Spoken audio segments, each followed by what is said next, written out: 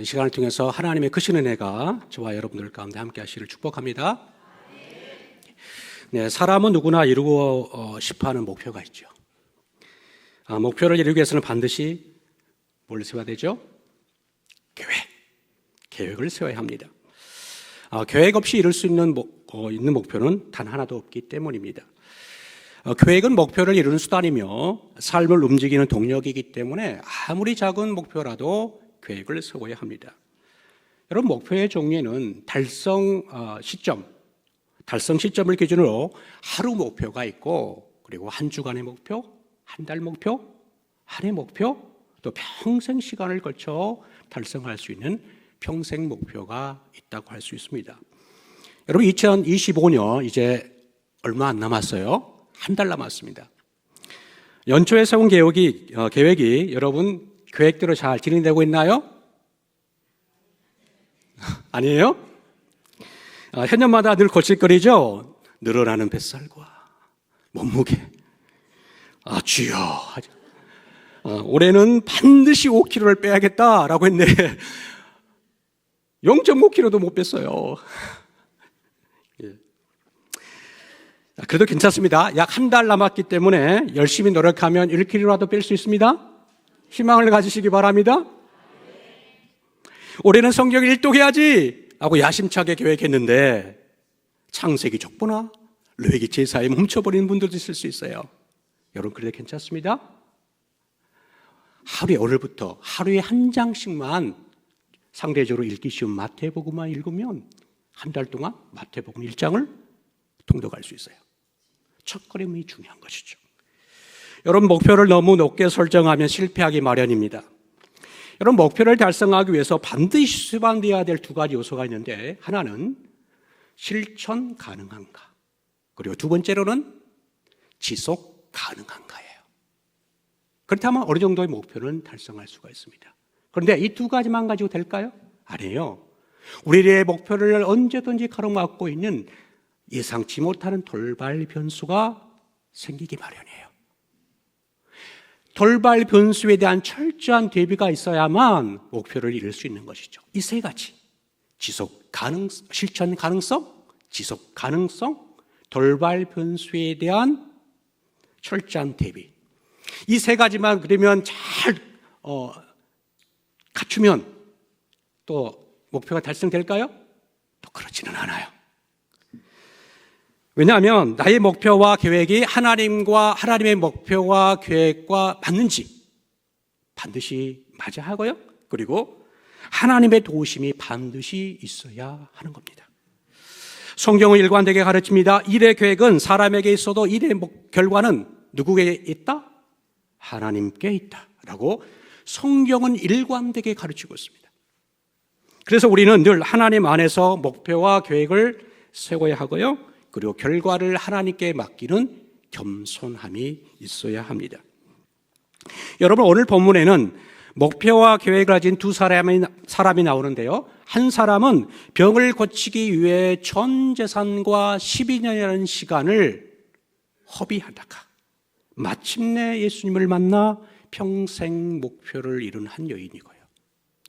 또 다른 한 사람은 병들어 죽어가는 딸을 다급한 시간 내에 고쳐야만 하는 긴급 목표를 가진 회당장 야이로입니다. 혈루증 야이로는 은밀하게, 어느 누구도 알지 못하게 은밀하게 자신의 목표와 계획을 이룬 반면, 회당장 야이로는 예수님과 주변 사람들에게, 예수님, 그리고 많은 사람들에게 나 이런 목표가 있어요, 나 이런 계획이 있어요 라고 공개적으로 드러내지만 이루지 못한 사람입니다. 여러분, 우리가 사는 시대도 그렇죠? 은밀하게 아무도 모르게 목표를 이루는 사람이 있는가 하면 자신의 목표를 공개적으로 말하지만 이루지 못하는 사람이 있다는 겁니다. 여러분, 이 시간에는 두 주인공 중 목표가 좌절되었지만 결국에는 목표를 이룬 이 야이로를 중심으로 오늘 본문을 나눌까 합니다. 야이로의 목표가 좌절되는 과정을 살피고 좌절된 목표를 예수님께서 어떻게 이루셨는지를 보면서 이 시대 목표가 좌절되어 절망 가운데 있는 그리스도인들에게 말씀하시는 하나님의 음성을 듣고자 합니다. 여러분, 예수님께서 이스라엘 북쪽, 좌북쪽 갈릴리 가버나움에 오셨어요. 가버나움의 회당장인 야이로가 예수님을 보고 자신의 절망적인 사연과 목표를 가지고 간청을 합니다. 22절과 우리 23절 같이 한번 읽어볼까요? 22절과 23절을 같이 읽습니다. 함께 읽습니다. 시작. 회당장 중 하나인 야이로라 하는 이가 와서 예수를 보고 발 아래 엎드려 간곡히 구하여 이르되 내 어린 딸이 죽게 되었사오니 오셔서 그에게 던지사 그로 구원을 받아 살게 하소서 하거늘. 병들어 죽어가는 딸을 살리고자 하는 마음이 얼마나 간절했으면 회당장이라는 지위에도 불구하고 예수님의 발 아래 엎드려 간구했겠습니까? 어디 회당장만 그러겠습니까? 사랑하는 외동딸을 살릴 수만 있다면 이보다 더한 것도 할 수 있는 것이 이 세상 모든 부모의 마음일 겁니다. 야이로의 간곡한 간청에 24절 앞부분을 보시면 예수님께서 아무런 대답 없이 야이로의 안내를 받고 동행을 합니다. 여러분, 예수님께서 아무 말 없이 동행했다라는 것은 내가 반드시 네 딸을 고쳐주겠다는 무언의 약속입니다. 그러니 딸의 치유, 사랑하는 딸의 치유는 기정사실이요 확정된 미래가 되는 것이죠. 이제 야이로는 약속의 장소로 이동하여 눈으로 확인만 하면 되는 거예요. 여러분, 성경은 신약과 구약은 약속들이라는 의미거든요. 그러니까 하나님의 말씀은 결국 이루어지는 것이죠. 하나님의 말씀을 붙잡고 여러분이 기도하면, 그 약속을 붙잡고 기도하면 이루어진다는 사실을 믿으시길 바랍니다. 수많은 약속들이 이미 우리에게 기정사실이요 확정된 미래라는 것을 명심하시기를 바랍니다. 자, 그런데 약속의 장소까지 가는 길이 너무 험난해요. 자, 24절 하반절을 보시면 24절 하반절을 보세요. 큰 무리가 따라가며 애워싸 밀더라. 큰 무리. 여러분, 1분 1초가 다급한 상황에서 큰 무리가 길을 막고 선 겁니다. 우리도 그런 경험 있죠? 약속 장소에 차를 몰고 가는데 갑자기 차들이 많아지는 거예요. 그러면 지체가 되는 것이죠. 그러면 여러분 어때요? 우리 마음이 어떤 마음이에요? 불안해지는 거예요. 여러분, 야이로의 마음도 그랬을 겁니다. 그런데 야이로를 더욱더 불안하게 만드는 것은 예상치 못한 돌발 변수가 발생한 겁니다. 오늘 본문의 두 번째 주인공인 혈루증 여인이 큰 무리가 에워싸는 틈을 이용해서 예수님의 옷자락을 뒤에서 붙잡아요. 옷자락을 붙잡았다는 것은 예수님의 가는 길을 붙잡았다는 거예요. 막아선 겁니다. 멈춰질 수밖에 없는 것이죠. 지체에 교통사고까지가 나 정체되어 버린 겁니다. 이 여인의 절망적인 사연, 그의 목표가 성경은 이렇게 기록되고 있죠. 25절부터 29절까지를 우리 한 절씩 교독합니다. 제가 25절. 12회를 혈루증으로 알아온 한 여자가 있어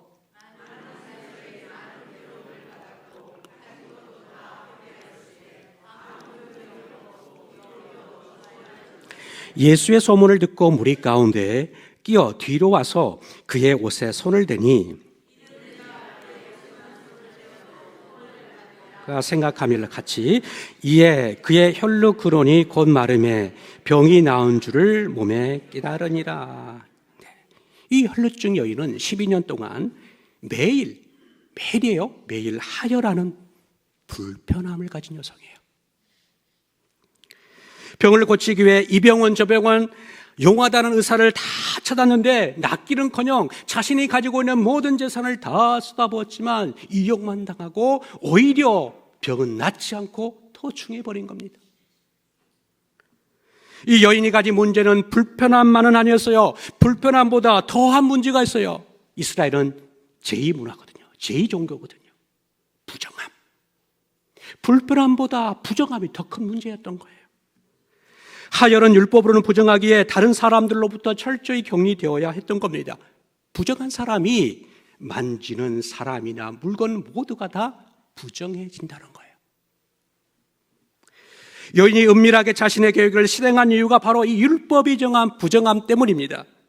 부정한 여인이 율법을 범하고서라도 이렇게 한 거예요. 여러분 어떻게 해요? 여인이 율법이 정한 부정함에도 불구하고 이렇게 한 이유는 그의 옷에만 손을 대어도, 예수님의 옷에만 손을 대어도 구원을 받을 것이라 생각하기 때문이에요.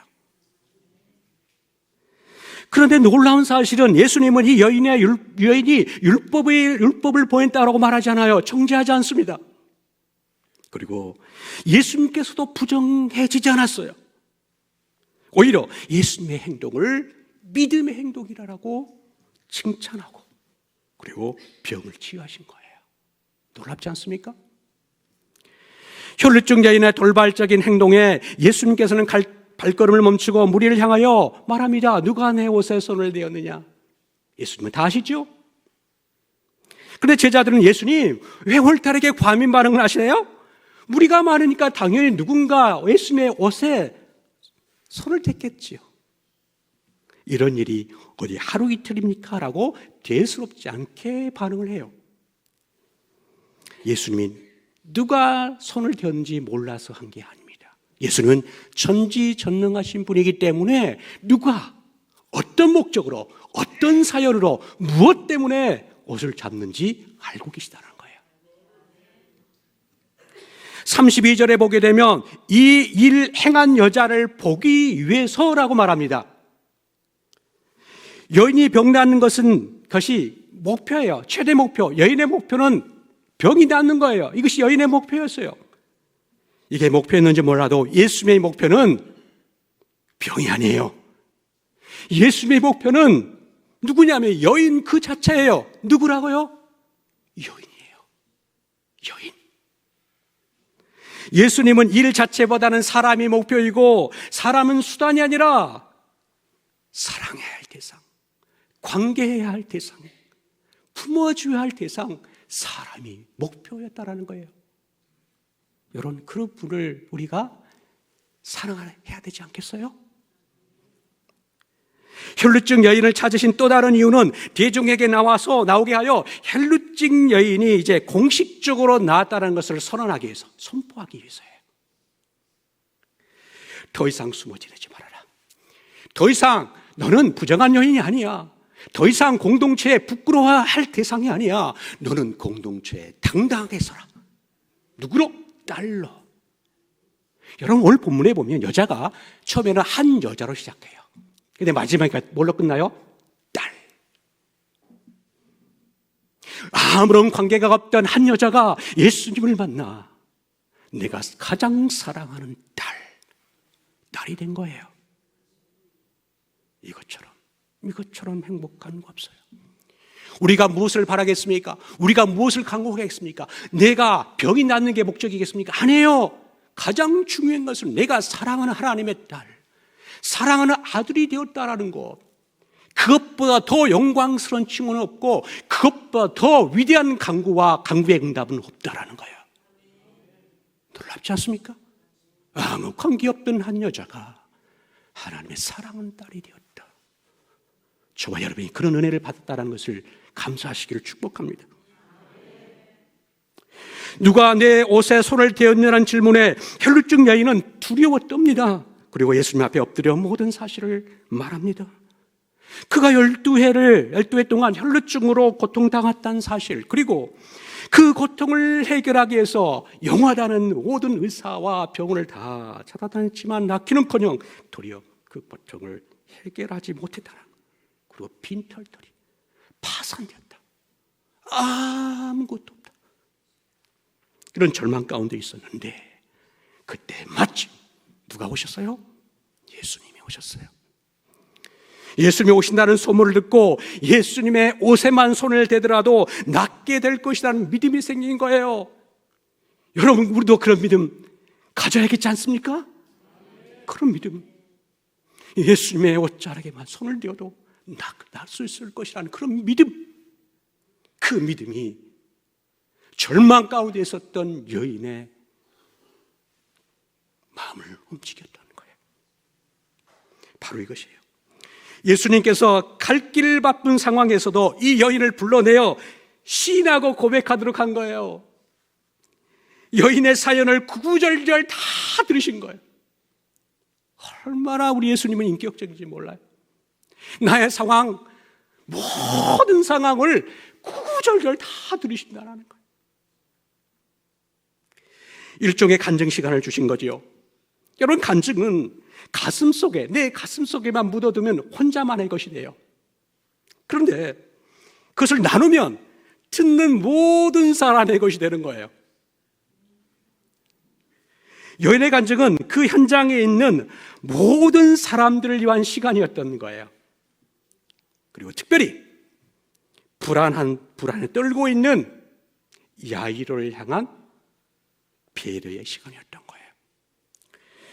혈루증 여인의 병 고침은 잠시 후면 야이로에게 일어나게 될 기적의 전조 현상이요.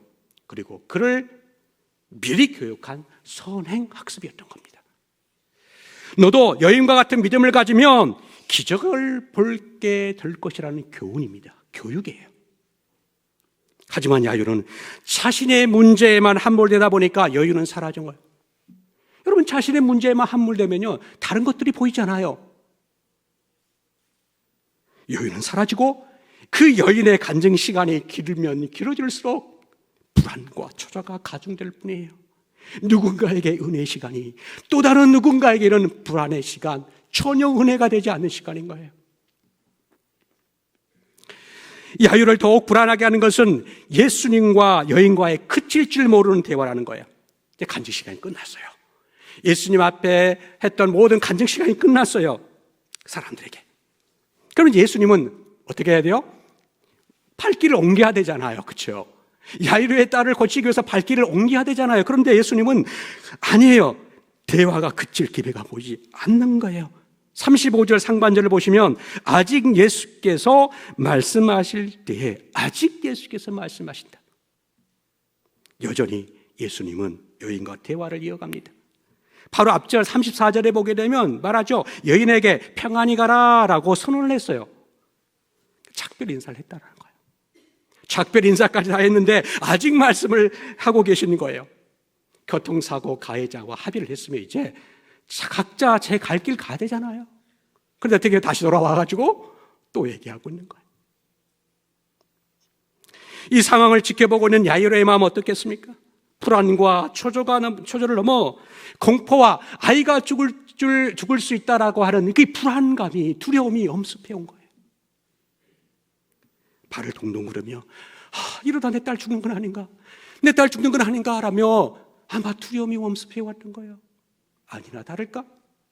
야이로의 우려가 현실이 되어버렸어요. 회당장의 하인들이 딸이 방금 죽었다라는 비보를 전한 겁니다. 이 비보 소식에 야이로는 지금까지 인내했던 감정이 폭발했을 수도 있어요. 온몸의 화살을 예수님께 돌렸을 수도 있고요. 그리고 이 여인 때문이야 라고 이 여인에게 분노의 화살을 돌렸을 수도 있습니다. 이때 예수님께서 다음과 같이 말씀하십니다. 36절을 보면, 하반절에 보면 36절 하반절, 두려워하지 말고 믿기만 하라. 믿으라는 거예요. 아니 예수님, 지금 딸이 죽었는데 위로는 해주지 못할 망정 믿으라니요. 차라리 현실적인 말씀을 해주시죠 라고 했을 수도 있어요. 뭘 믿으라는 거야? 절망했을 수도 있습니다. 그래도 믿어야 한다라는 거예요. 야이로에게 하신 말씀, 두려워하지 말고 믿기만 하라라는 말씀은, 이 약속의 말씀, 야이로에게만 하는 말씀이 아니에요. 믿음의 약속을 받았다고 했죠. 우리는 약속을 받은 사람들이에요. 언약의 자손들이에요. 약속의 말씀을 받고 예수님과 함께 신앙의 여정을 가고 있는 우리들에게도 요구되는 믿음이라는 거예요. 야일에게 요구되는 믿음을 세 가지로 요약해 볼 수 있어요. 첫 번째로는 하나님의 시간표를 인정하는 믿음이에요. 뭐라고요? 하나님의 시간표를 인정하는 믿음. 내 시간표와 하나님의 시간표가 다름을 인정하라는 거예요.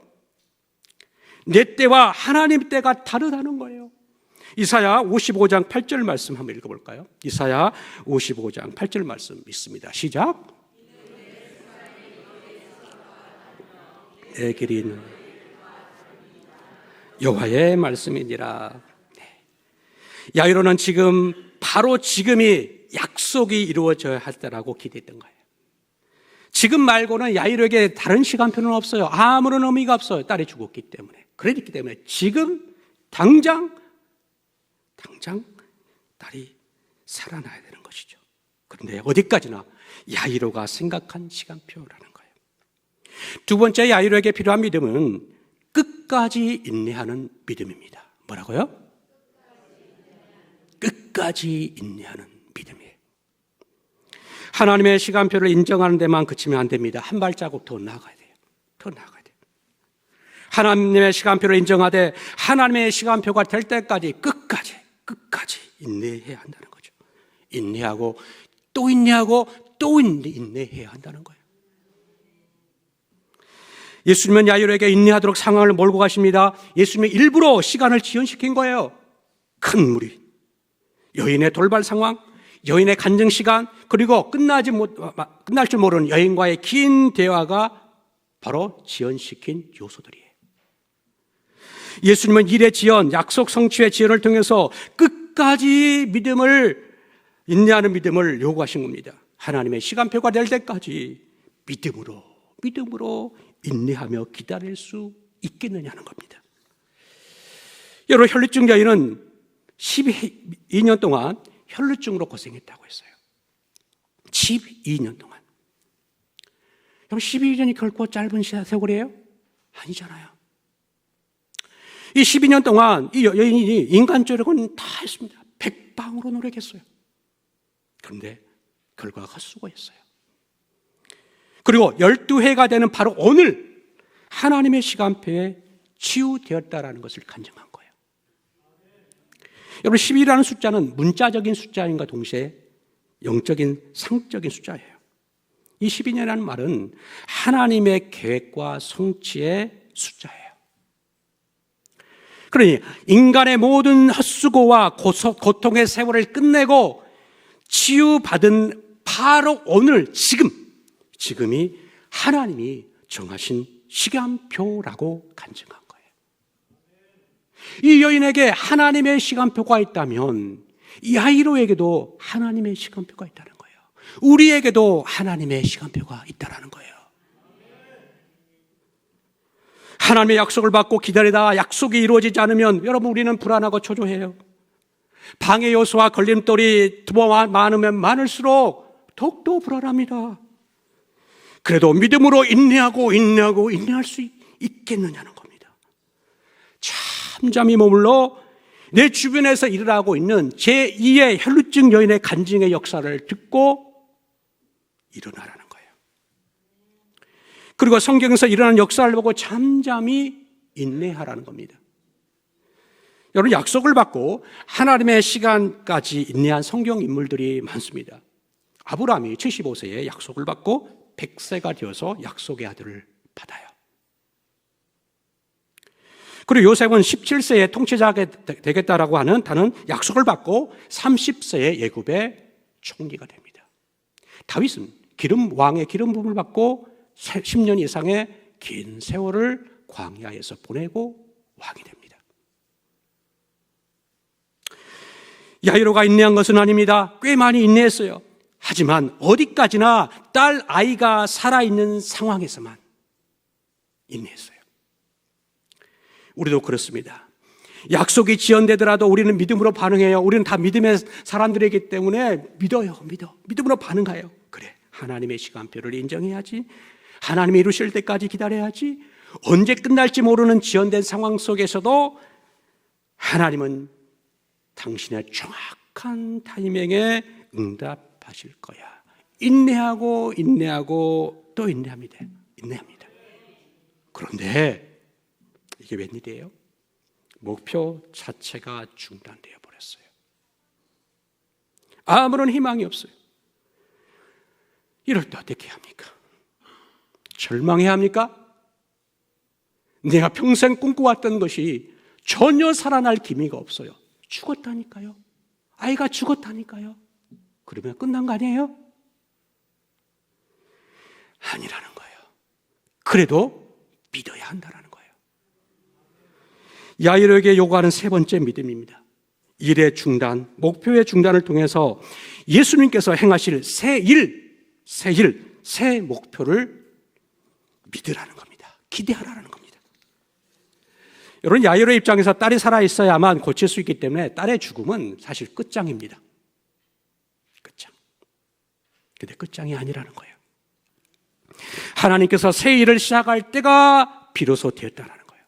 그런 의미에서 나의 끝장은 하나님의 시작입니다. 같이 한번 우리 따라해 볼까요? 나의 끝장은 하나님의 시작이다. 믿으세요? 믿으시길 바랍니다. 내가 끝났다고 할 때 하나님은 아니야, 내가 이제 시작할 거야.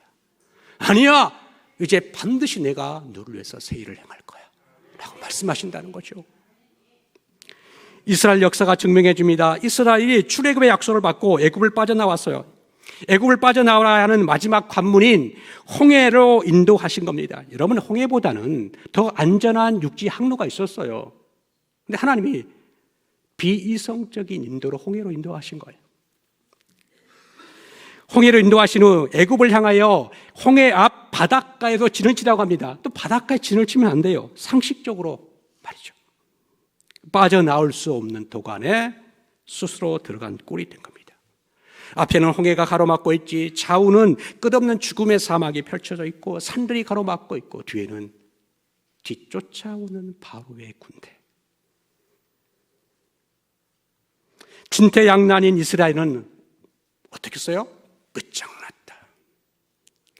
나는 사면초가에 놓아있는 이스라엘은 이제 끝장났다라고 지금 절망하고 두려워하고 있을 때 모세가 다음과 같이 이렇게 말합니다. 출애굽기 14장 13절에 보면 너희는 두려워하지 말고 가만히 서서 여호와께서 오늘 너희를 위하여 행하시는 구원을 보라. 내가 너희를 위해서 행하시는 구원을 보라라고 모세가 말하는 거예요. 모세가 지팡이를 들고 손을 바다 위로 내밀어 바다를 갈라지게 한 후 마른 길로 걷고 홍해를 빠져나갑니다. 여러분, 어른 누가 알았겠어요? 바닷속에 길이 있다라는 것. 이스라엘 백성들이 길이 없다, 끝장났다 할 때 하나님께서 길을 만드시고 새 일을 행하셨던 거예요. 이사야 43장 19절 말씀을 함께 읽겠습니다. 이사야 49장 19절 시작. 보라,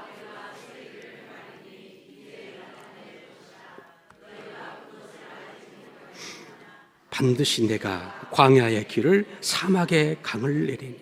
아멘. 여러분, 하나님께서 여러분 인생 가운데 새 일을 행하셔서 길과 강을 만드신다는 것을 믿으시길 바랍니다. 야이로는 병든 딸을 고치기 위해서는 반드시 살아 있어야만 한다고 생각했어요. 당연한 생각이죠. 딸이 죽으니 목표가 사라졌다라고 느꼈던 겁니다. 야이로는 병든 딸을 고치는 것이 목표였지만 예수님의 목표는 죽은 아이를 살리는 거였어요. 목표가 달랐어요. 야이로가 기대하고 강구했던 것보다 더 예수님은 크게 응답하신 거예요. 복음성가 가사에도 이런 가사가 있어요. 나의 기도하는 것보다 더욱 응답하실 하나님, 나의 생각하는 것보다 더욱 이루시는 하나님. 이 찬양 가사는 에베소서 3장 20절에서 인용한 말씀인데요, 이런 말씀이에요. 우리 가운데에 갓에서 역사하시는 능력대로 우리가 구하거나 생각하는 모든 것에 더 넘치도록 등이 하실 이에게. 하나님께서는 당신의 능력이 한이 없으므로 우리가 구하는 것보다, 우리가 생각하는 것보다 훨씬 크게 응답하신다는 사실을 믿으시기 바랍니다. 사랑하는 성도 여러분, 하나님의 약속을 받았습니까? 그 약속을 받았다면 부르짖으십시오. 더 크게 부르짖으십시오. 우리가 계획하고 생각하고 기대하고 기도하는 것보다 더 크게 이루시고 역사하실 하나님을 미리 찬양하시기를 바랍니다. 하나님께서 계획하신 새일, 더 큰 일을 보기 전, 근데 마지막 관문이 남아있어요. 그 마지막 관문, 그 마지막 관문은 주변 사람들의 비웃음이에요. 예수님께서 죽은 아이에게 잔다라고 말씀하실 때 그쪽인 사람들이 비웃었어요. 이 비웃음은 예수님과 예수님께서 행하실 새 일을 믿는 자들을 향한 세상과 마귀의 비웃음이에요. 새 일을 비웃는 자들에게 보란 듯 예수님은 죽은 아이의 손을 잡고 달리다 쿰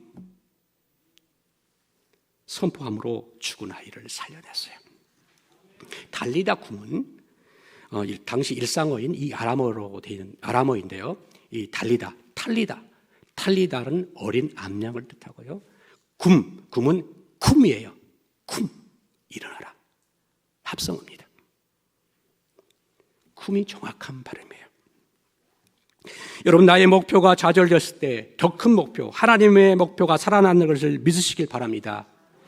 야이로가 원하신 방식의 목표가 죽었을 때, 내가 원하는 방식의 목표가 죽었을 때 하나님이 원하시는 방식의 목표가 되살아난다는 거예요. 그러니 내가 생각하는 방식의 목표를 버려야 합니다. 병든 아이를 고치는 목표보다 죽은 아이를 살려내는 더 큰 목표, 더 큰 기적을 야이로는 볼 수 있었던 거예요. 내가 원했던 목표가, 평생 달려왔던 목표가 좌절되었을 때에, 좌절된 것이 아니라 예수님 안에서 자고 있을 뿐이에요. 내가 예수님이 원하신 때가 되면 잠자고 있던 나의 목표가 더 큰 목표가 되어 내 눈앞에 현실이 될 겁니다. 갈릴리 가버나움 회당장 야이로의 집에서 울려 퍼진 이 쿰의 메시지, 이 쿰의 메시지는 시대와 장소를 초월하여 결코 단 한 번도 사라진 적이 없어요. 쿰의 메시지를 들은 자 중에 오늘 본문에 보면 야이로의 아이의 부모와 함께 3명의 제자들이 있었습니다. 그 3명의 제자들 중에 베드로가 있었어요. 예수님께서 죽으셨어요. 돌아가신 후에 베드로는 사방을 돌아다니면서 이 쿰의 메시지를 전합니다. 쿰의 메신저가 됩니다. 야이로의 집에서 저 갈릴리, 이스라엘 갈릴리 북쪽 가버나움 회당장 제 집에서 남쪽으로 약 165km 떨어진 예루살렘 성전 미문에 안전뱅이가 굴하고 있는 안전뱅이를 향해서 베드로는 일어나 걸으라 라고 말합니다. 그리고 안전뱅이가 일어났어요. 그리고 그 예루살렘 성전에서 약 40km 떨어진 룻다라는 곳으로 이동했는데 그곳에 있는 8년 된 혈루증으로 중풍적으로 앉아있는 애니야를 향해서 애니야야 일어나라 합니다. 애니야 쿰 하니까 애니야가 일어났어요. 그리고 그곳에서 18km 떨어진 욥바라는 항구 도시로 이동합니다. 그곳에서 죽었어요. 죽은 다비다. 죽어서 시체가 안장되어 있는 곳에 가서 이 베드로는 다비다야 일어나라 말합니다. 다비다 쿰 하니까 죽은 다비다가 살아났어요. 일어난 겁니다. 베드로는 어딜 가나 큰 메신저가 되었습니다. 그가 가는 곳마다 안전뱅이가 일어났고요, 중풍병자가 일어났고요, 죽은 자가 일어났어요. 우리 또한 베드로처럼 쿰의 메신저가 될 수 있어요. 아니, 성경은 말합니다. 너는 쿰의 메신저가 되라. 영적인 안전뱅이, 영적인 중풍병자, 영적으로 죽어가는 수많은 자들이 우리 주변에 얼마나 많은지 모릅니다. 그런 자들을 향해서 쿰으로 일으켜라는 거예요. 그러기 위해서는 우리가 먼저 쿰의 메시지를 듣고 먼저 일어나야 돼요.